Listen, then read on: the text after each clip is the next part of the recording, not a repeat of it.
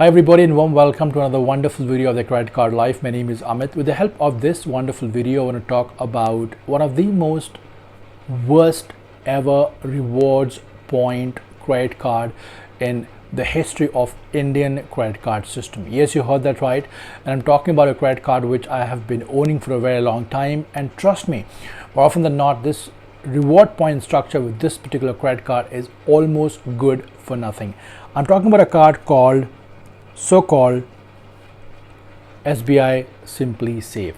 Let me zoom it for you guys. All right, the card has a limit of almost 20,000 rupees, and for God knows why, what are the reasons why they are not enhancing the limit of mine. But nevertheless, let me first of all tell you the advantages, the annual joining, the renewal fees, the milestone benefits, and the reward point structure, and is it really worth having this particular credit card or not. First of all, when you get Simply Save credit card, you're going to get a very mediocre limit if you already have another SBI credit card. Do remember, SBI is also one of those credit card system in India which offers you 3 different credit cards with 3 different limit, which is a positive sign. But apart from that, the story is pretty sad. So this one is almost 20,000 limit, and I happen to have Simply Save, which is 1.5 lakh. Now, the moment I got this card, I was asked to spend kind of, let's say, 2,000 rupees within 60 working days of the card from the first approval of the card. And when you do that, you're going to get 2,000 reward points, which is as good as 500 INR. That's number one. Number two, the joining fees of the card is 499 plus GST, and the same goes for the annual fees, which is 499 plus GST. Do remember, annual fees can be waived off if you spend 100,000, which is as good as 1 lakh rupees.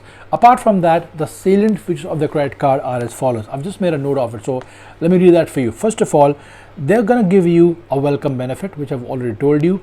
You get the card, open it up, spend 2,000 and get 2,000 let's say reward points, as good as 500 INR. Number two, fuel waiver, which is in my book is a nonsense act with most of the credit cards. 1% is almost fixed with all the credit cards in India, and if that's the case, then why do you even mention that 1% fuel waiver? So again, for me, that's a no-brainer. About reward point section, they say you get 10 reward points when you spend on selected merchants, such as they say movies, dining, groceries, and departmental store. So when you spend 150 rupees on these merchants, you're going to get close to, let's say, 10 reward, so-called 10x reward points. All right. Now, other spend, if you spend 150 rupees, you get 1 reward point. And apart from that, if you want the entire calculation of the reward point structure, so if you have, let's say, 4 reward points, you would end up churning 1 rupee, which means 0.25 paise. Now, if I really have to give you a breakup and probably the overall understanding and my experience with this particular card, take my words, it's a card for people, those who do not have a credit card. It's a card for people, those who do not have a credit card, or probably people, those who want to have, let's say, SBI credit card in their bucket. Apart from that, the card sucks. It has no value for money in my books. But if you are a student, if you are having some sort of CIBIL score, I think you must opt for this wonderful transaction. With this note, I want to say thank you so much for joining us. In case if you're looking for a brand new American Express or any other credit card, the referral link of my subscribers are down below. And if you have any questions, please feel free to chip in and take that forward.